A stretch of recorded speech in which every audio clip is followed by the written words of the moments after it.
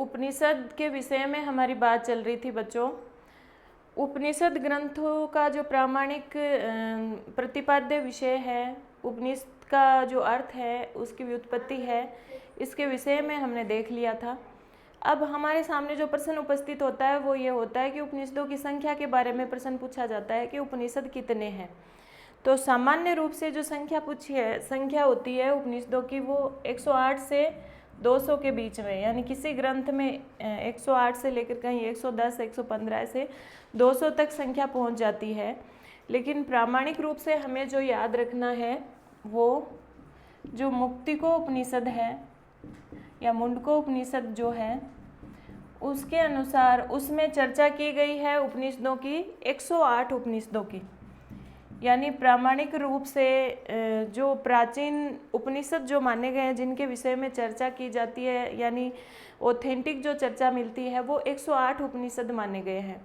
वो 108 उपनिषद जो हैं उनकी संख्या तो अष्टोत्तर शत, आपको पता ही है, 108 की चर्चा हुई है मुक्तिको उपनिषद में। लेकिन 108 में जो किस किस वेद से संबंधित है ये भी आप अगर याद कर सको तो याद कर लेना। 10 + 19, 32, 16 और 31 ये संख्या है।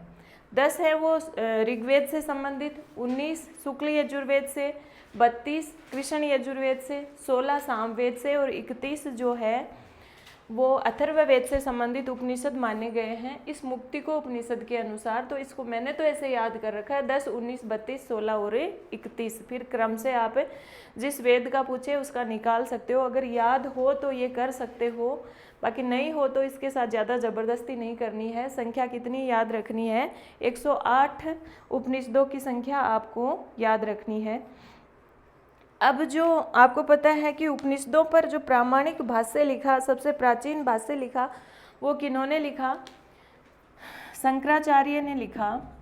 और शंकराचार्य ने, गुरु शंकराचार्य ने जिन प्रामाणिक उपनिषदों पर भाष्य लिखा है उनकी संख्या है, यानी जिन उपनिषदों पर भाष्य इन्होंने लिखा है उनकी संख्या है 10। आपसे प्रश्न पूछा जाएगा कि जो शंकराचार्य ने उपनिषदों पर भाष्य लिखा है उनकी संख्या कितनी है? 10 है। और मुक्तिको उपनिषद में भी ये बात कही गई है कि 10 उपनिषदों को पढ़ो। तो ये जो 10 उपनिषद हैं इनके नाम आपको एज इट इज याद होने चाहिए, क्योंकि आपसे प्रश्न पूछा जाएगा कि शंकराचार्य के द्वारा जिन पर भाष्य लिखा गया है या मुक्तिको उपनिषद में जो प्रामाणिक 10 उपनिषद माने गए हैं उनमें से कौन सा है। ऑप्शन में दे देंगे 4 या फिर समूह में वो दे सकता है। तो उसमें आपको पता होना चाहिए कि जिन 10 उपनिषदों की प्रामाणिक और प्राचीन उपनिषदों के रूप में चर्चा हुई है वो 10 उपनिषद कौन से हैं। तो इनके नाम याद कर लेना ढंग से। तो क्या कहा है? वो 10 उपनिषद हैं ईश, केन, कठ, प्रश्न, मुंड यानी मुंडक उपनिषद, प्रश्न, मुंड, मांडुक्य, तितिरी मतलब तैत्तिरीय उपनिषद, ऐत्रेयम,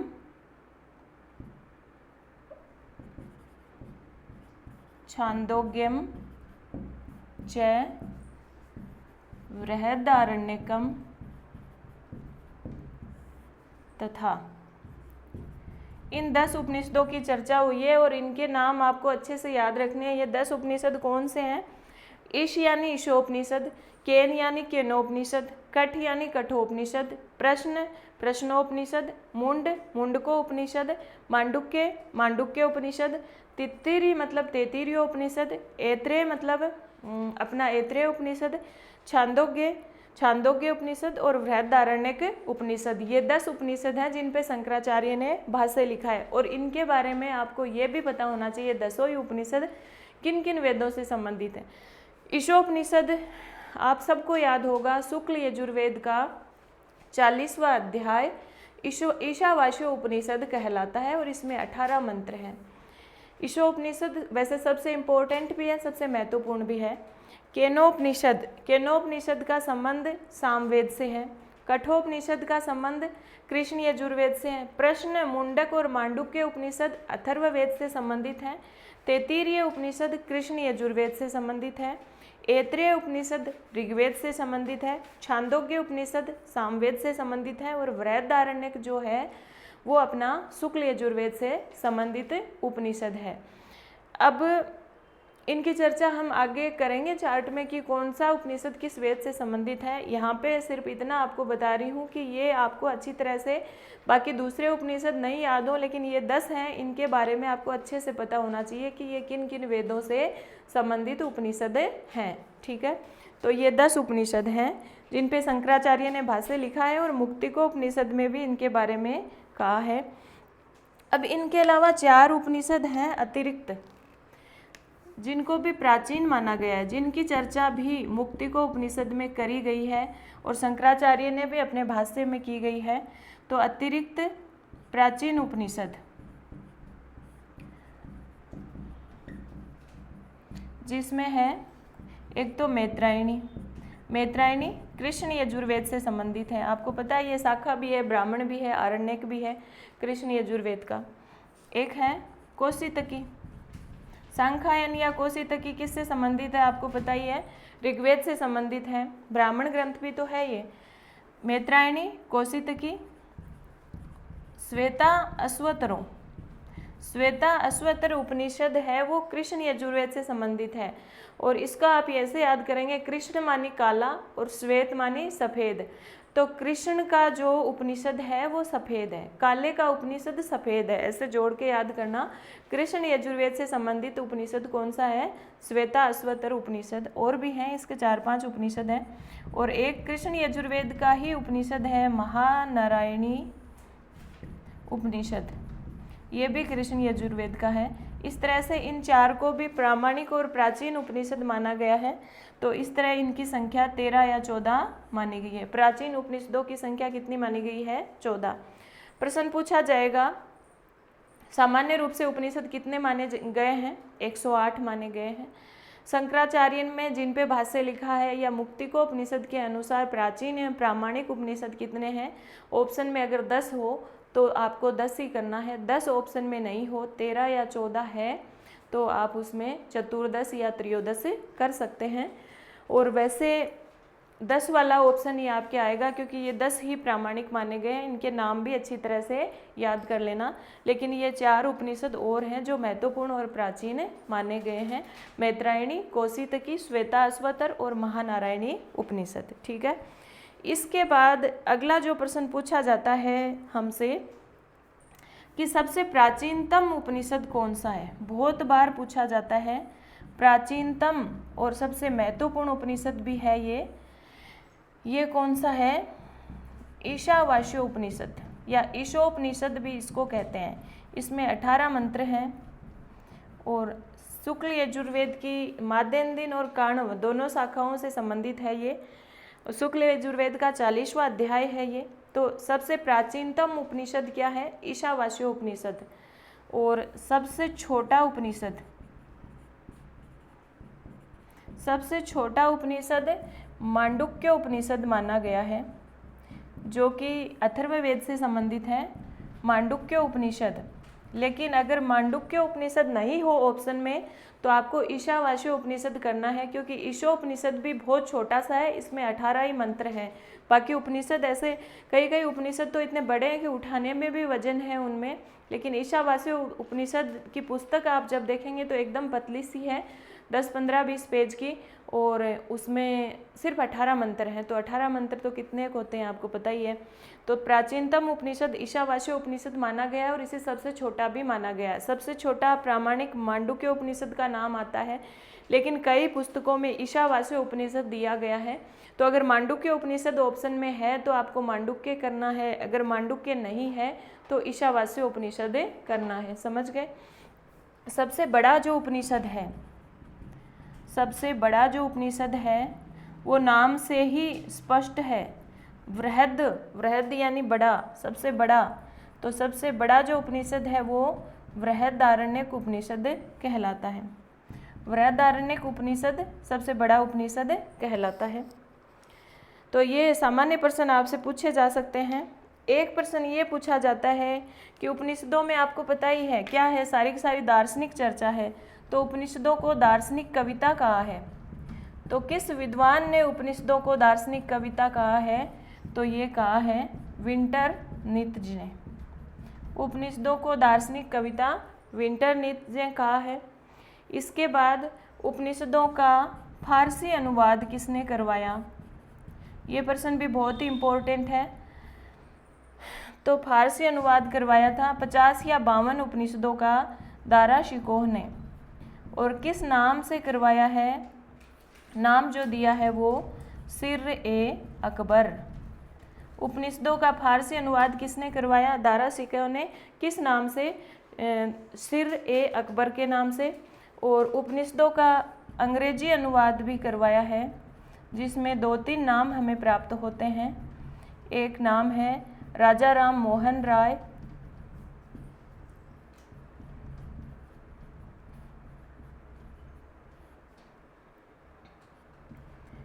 गंगानाथ झा, राम सहाय, इस तरह से 2-3 नाम, लेकिन मुख्य नाम है वो राजा राम मोहन राय का ही है। तो उपनिषदों का अंग्रेजी अनुवाद किसने कराया? वो राजा राम मोहन राय ने कराया। इसमें सीताराम शास्त्री, गंगानाथ झा, इस तरह के 2-3 नाम और प्राप्त होते हैं। एक बात जो है कि प्रस्तांतरयी किसको कहा गया है? हमारे संस्कृत साहित्य के में कई प्रकार की त्रयी हैं, जैसे बृहत त्रयी, उसमें किरातार्जुनीयम, शिशुपाल वधम और नेस्दीय चरितम। और लघु त्रयी है, उसमें कालिदास के 3 ग्रंथ रघुवंश, कुमार संभव और मेघदूत को लिया गया है। प्रस्थान त्रयी, प्रस्थान का मतलब प्रस्थान करो ऊपर की ओर, यानी मोक्ष प्राप्ति के लिए प्रस्थान के लिए 3 ग्रंथ हैं, वो मुख्य माने गए हैं। 3 ग्रंथ प्रस्थान त्रयी में समेटे गए हैं, जिसमें एक नाम आता है ब्रह्मसूत्र का। ये भी इम्पोर्टेंट प्रश्न है, याद रखना। ब्रह्मसूत्र, एक भगवत गीता, और तीसरा नाम किसका आता है? अपने उपनिषदों को। तो उपनिषदों को, उपनिषद ग्रंथों को प्रस्थान त्रयी में भी शामिल किया गया है। ये उपनिषदों से संबंधित कुछ छोटी छोटी बातें हैं। सबसे प्राचीन उपनिषद ईशोपनिषद, सबसे छोटा उपनिषद मांडुक्य उपनिषद या दूसरे नंबर पर ईशावास्योपनिषद, सबसे बड़ा बृहदारण्यक उपनिषद। उपनिषदों का अंग्रेजी अनुवाद राजा राम मोहन राय, गंगानाथ झा, राम सहाय, और ये अपने कुछ नाम है, 2-3 नाम प्राप्त होते हैं। दार्शनिक कविता इनको कहा है विंटरनित्ज ने। और फारसी अनुवाद कराया था किसने? दारा शिकोह ने, सिर-ए-अकबर के नाम से। अब हमें देखना है कुछ महत्वपूर्ण उपनिषद जो किस वेद से संबंधित हैं, उनको हम देखते हैं। चारों वेदों से संबंधित उपनिषद मुख्य की बात हम कर लेते हैं। साथ में ब्राह्मण ग्रंथ भी देखना, साथ में आरण्यक भी देखना, तो फटाफट सब चीज़ें वापस रिवाइज हो जाएंगी। किस वेद का ब्राह्मण ग्रंथ कौन सा है, किस वेद का आरण्यक कौन सा है, किस वेद का उपनिषद कौन सा है।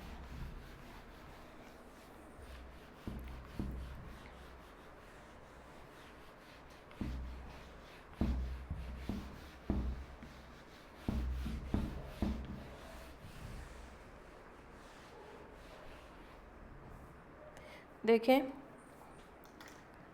सबसे पहले बात आती है ऋग्वेद की। ये वेद है और ये उस वेद के उपनिषद हैं।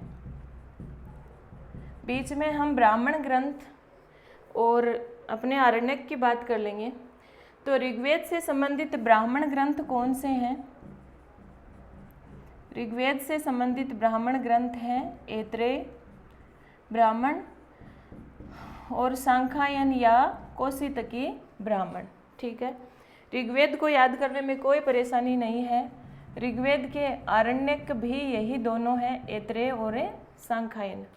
और ऋग्वेद के उपनिषद भी यही दोनों हैं, ऐत्रेय उपनिषद और सांख्यायन या कौशितकी उपनिषद। तो कोई दिक्कत नहीं हुई। ऋग्वेद का ब्राह्मण ग्रंथ पूछे तो ऐत्रेय और सांख्यायन या कौशितकी, सांख्यायन का ही दूसरा नाम कौशितकी है। ऋग्वेद का आरण्यक पूछे तो ऐत्रेय और सांख्यायन, और ऋग्वेद का उपनिषद पूछे तो ऐत्रेय और सांख्यायन। दूसरी बात आती है यजुर्वेद की। यजुर्वेद में पहला है शुक्ल यजुर्वेद। शुक्ल यजुर्वेद में क्या आता है? शय आता है, शय शंकर वाला। शय से याद कीजिए कि ब्राह्मण ग्रंथ इसका कौन सा होगा? शतपथ ब्राह्मण। शुक्ल यजुर्वेद शुक्ल है, सफ़ेद है, तो शय से बनने वाला ब्राह्मण ग्रंथ इसका कौन सा है? शतपथ ब्राह्मण। ठीक है।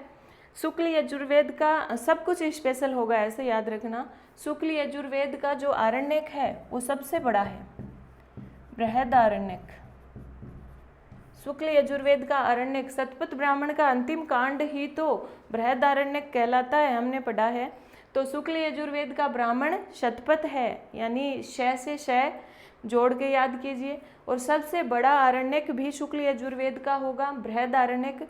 और शुक्ल यजुर्वेद के जो उपनिषद होंगे उसमें एक तो ईशो उपनिषद है। ईशो उपनिषद सबसे खास है, सबसे महत्वपूर्ण है, सबसे प्राचीन है, इसीलिए तो ये शुक्ल यजुर्वेद से जुड़ा है। और हमने वेद में ही याद कर लिया था कि शुक्ल यजुर्वेद का 40वां अध्याय ईशो उपनिषद कहलाता है। शुक्ल यजुर्वेद सबसे खास है, इसलिए इसके सारे के सारे ब्राह्मण, आरण्यक और उपनिषद सभी अच्छे हैं, सब में कोई न कोई विशेषता है।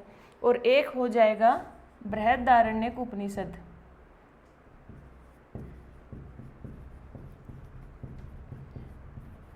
ठीक है, ये बात हो गई शुक्ल यजुर्वेद की। फिर हम देखेंगे कृष्ण यजुर्वेद। कृष्ण यजुर्वेद जो है ब्राह्मण ग्रंथ इसके कौन से हैं? तैत्तिरीय ब्राह्मण और मैत्रायणी ब्राह्मण, पढ़ते आ रहे हैं इनको, तैत्तिरीय मैत्रायणी। और ये इसके आरण्यक हैं, तैत्तिरीय आरण्यक और मैत्रायणी आरण्यक। और इसके उपनिषद हैं वो तैत्तिरीय और मैत्रायणी तो हैं ही, तैत्तिरीय, मैत्रायणी, और इसके अलावा 2-3 और भी हैं। कठोपनिषद, कठोपनिषद भी किसका है? कृष्ण यजुर्वेद का। और कृष्ण माने काला, और काले का उपनिषद कैसा होगा? सफ़ेद होगा, तो श्वेता अश्वतर उपनिषद, सफ़ेद अश्व, श्वेता अश्वतर उपनिषद। और एक है महानारायणी उपनिषद, ये भी किससे संबंधित है? कृष्ण यजुर्वेद से। तो कृष्ण यजुर्वेद के ब्राह्मण तैत्तिरीय मैत्रायणी, आरण्यक तैत्तिरीय मैत्रायणी, और उपनिषद तैत्तिरीय मैत्रायणी, कठोपनिषद, श्वेताश्वतर और महानारायणी उपनिषद। ये हो गए कृष्ण यजुर्वेद से संबंधित। फिर हमारा जो आता है वो आता है सामवेद। ये चार्ट है जो इसमें 1-2% तो आपको मिल ही जाएंगे, या तो ब्राह्मण ग्रंथ पूछेगा, या तो आरण्यक पूछेगा, या उपनिषद कुछ ना कुछ तो पूछ ही लेगा किसी वेद का। सामवेद है, इसके ब्राह्मण ग्रंथ 9 हैं, आपको पता है, और 9 यहाँ लिखना संभव नहीं है, और 9 के 9 आपको याद करने, पंचमी से षंडवी से देवताध्याय, आर से वंश, जमीन, ये सारे के सारे ब्राह्मण ग्रंथ 9 आपको याद होंगे अब तक। तो ब्राह्मण ग्रंथ कितने हैं? 9। और इसका आरण्यक जो है, सामवेद का आरण्यक कौन सा है?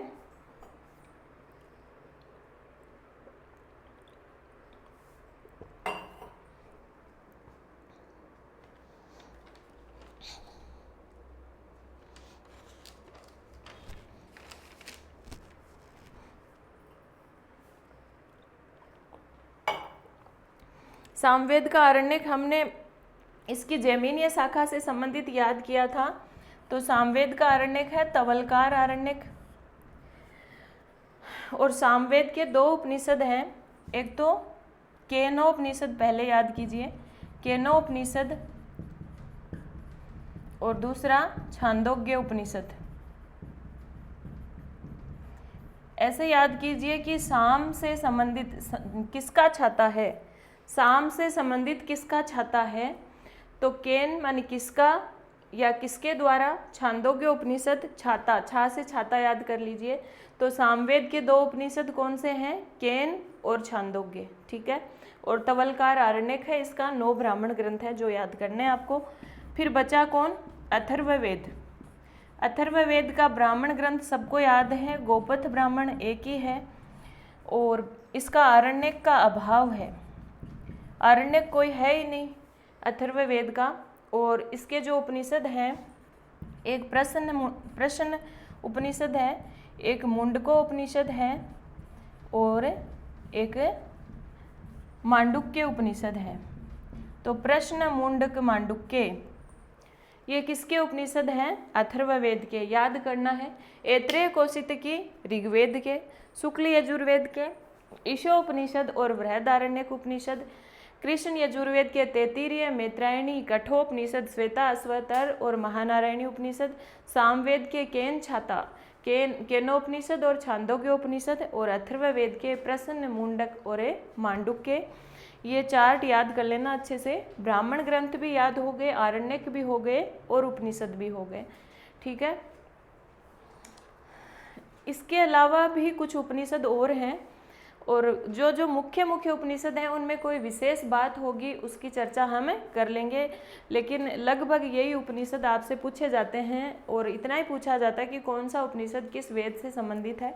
और किसी उपनिषद में कोई विशेष बात होती है, जैसे ईशोपनिषद है, कठोपनिषद है, उसमें जैसे कठोपनिषद में श्रेय और प्रेय की चर्चा है, आत्मा की चर्चा है, तो ऐसी विशेष बातें वो परीक्षा में आपसे पूछ लेता है।